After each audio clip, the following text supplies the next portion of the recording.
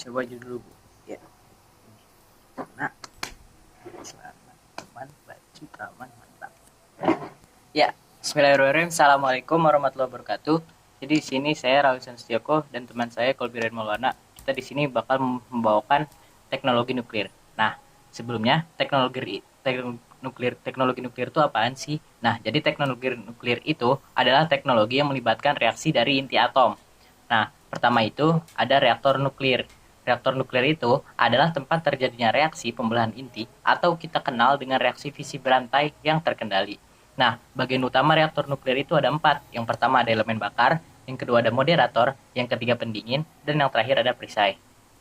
Nah, reaksi fisi berantai itu bakal terjadi jika inti dari suatu unsur dapat membelah-belah seperti misalnya kayak ada misalnya dari unsur uranium 235 atau uranium 233. Nah, membelahnya itu unsur tersebut bakal bereaksi dengan neutron termal yang akan menghasilkan unsur-unsur lain serta menghasilkan energi kalor dan neutron-neutron baru. Nah, berdasarkan fungsinya, reaktor nuklir itu dibagi jadi 2. Yang pertama reaktor penelitian, dan yang kedua ada reaktor daya pembangkit listrik tenaga nuklir atau biasa disebut PLTN. Nah, pertama ada reaktor penelitian. Nah, reaktor penelitian itu dirancang untuk menghasilkan neutron yang digunakan untuk berbagai eksperimen fisika reaktor, serta menghasilkan radioisotop untuk segala bidang, terutama di fisika, kimia, dan biologi. Nah, reaktor penelitian juga biasanya digunakan dalam pendidikan, misalnya reaktor Triga Mark II di Bandung, reaktor Kartini Yogyakarta, dan reaktor RSG atau reaktor serbaguna di Serpong. Nah, yang kedua itu ada reaktor daya atau PLTN. Nah, tujuan utamanya itu adalah membangkitkan energi listrik. Bahkan, uap panas yang dihasilkan itu juga sering digunakan sebagai kalor proses untuk pemanasan gedung dan menawarkan air laut atau biasa disebut desalinasi. Nah, agar reaksi dapat beroperasi dengan normal, maka diperlukan zat pendingin. Berdasarkan zat jenis pendinginnya itu ada 4. Yang pertama, ada reaktor dengan pendingin gas. Yang kedua ada reaktor pendingin air ringan yang terdiri atas A. reaktor air tekan atau PWR, dan B. reaktor air didih atau BWR. Yang ketiga itu ada reaktor pendingin air berat atau PHWR, dan yang terakhir ada reaktor pendingin logam berat atau LMBFR. Nah, pada umumnya itu, reaktor nuklir komersial menggunakan air ringan sebagai moderator yang sekaligus berfungsi sebagai pendingin. Nah, reaktor dan pendingin air ringan menggunakan uranium sebagai bahan bakar.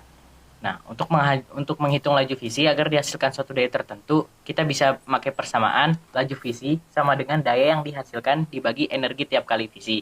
Nah, ada juga rumus mencari N yang bakal kita gunain nanti dalam mencari energi yang dihasilkan, yaitu N sama dengan M dikali N0 dibagi A.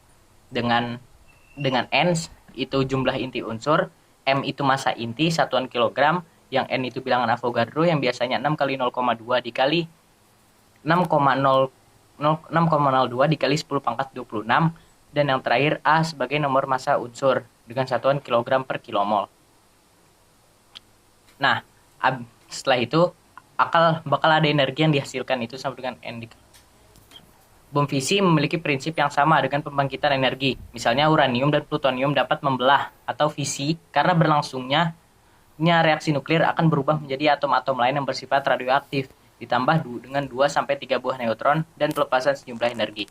Nah, syarat agar bom atom dapat meledak sempurna, yang pertama itu bahannya harus sangat murni agar neutron yang terbentuk tidak terserap oleh bahan-bahan impuritas atau bahan-bahan kotor. Yang kedua, bahan tersebut harus mencapai massa kritis. Nah, massa kritis itu apaan sih? Jadi massa kritis itu adalah suatu massa di mana ledakan dapat terjadi.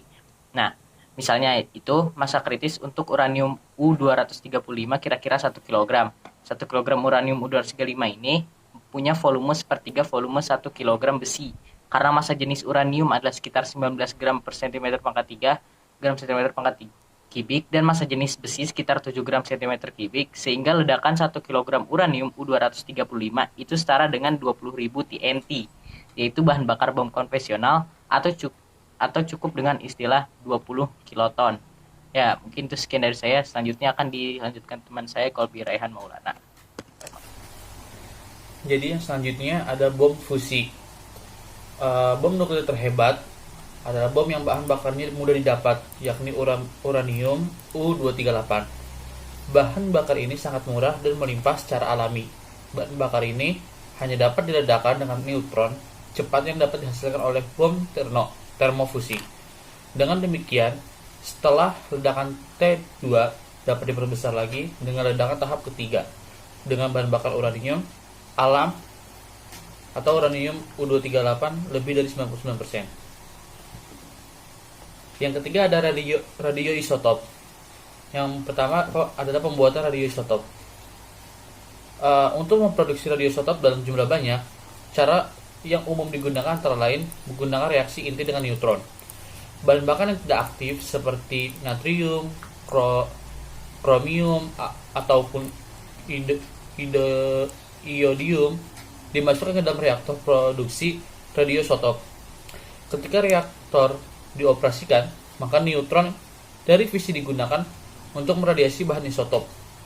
Unsur-unsur bahan baku isotop yang bereaksi dengan neutron akan menjadi aktif, yang dinamakan dengan radioisotop.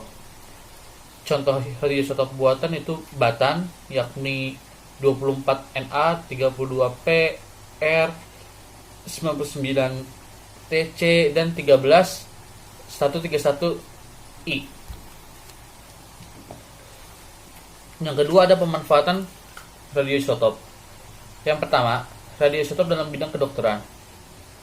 Technetium 99 atau TC99 disuntikan ke dalam pembuluh darah, kemudian diserap oleh jaringan yang rusak pada organ tertentu, seperti jantung. Sebaliknya, TI201 akan diserap oleh jaringan sehat pada organ jantung.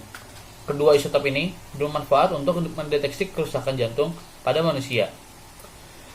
Yang selanjutnya ada iodin 123. Itu fungsinya untuk mendeteksi penyakit otak atau untuk mengetahui gangguan ginjal. Yang ketiga ada kobalt 60 atau CO60 atau radium 60 yang berfungsi untuk terapi dan mematikan sel kanker dan tumor karena dapat menghasilkan radiasi gamma. Yang keempat ada karbon 14 atau C14 yang digunakan untuk mencari ketidaknormalan pada diabetes dan anemia. Selanjutnya ada radioisotop dalam bidang pertanian. Yang pertama, fosfor 32. Berguna untuk membuat benih tumbuhan lebih unggul dibandingkan dengan induknya. Yang kedua, ada pupuk yang mengandung N15. Dipantau dengan alat pencacah yang jika tidak terdeteksi adanya radiasi, berarti pupuk diserap oleh tanaman dengan sempurna. Selanjutnya ada radioisotop dalam bidang industri. Radiasi sinar gamma digunakan dalam vulkanisasi lateks alam untuk memeriksa cacat pada logam. Selain itu, radiasi digunakan untuk pengawetan kayu atau barang-barang seni serta mendeteksi kebocoran pipa. Selanjutnya ada larutan helium pada petromax agar lampu menyala lebih terang. Selanjutnya ada radioisotop dalam bidang hidrologi. Yang digunakan adalah Na24 yang gunanya untuk mempelajari kecepatan aliran sungai. Sedangkan jika Na dalam bentuk karbonat digunakan untuk menyelidiki kebocoran pipa air di bawah. Yang kelima, radioisotop dalam bidang sains. Yang pertama ada iodin 131 yang fungsinya itu untuk mempelajari kesetimbangan dinamis. Yang kedua ada oksigen 18. Itu fungsinya untuk mempelajari reaksi esterifikasi. Selanjutnya ada karbon 14 yang fungsinya untuk mempelajari mekanisme reaksi fotosintesis.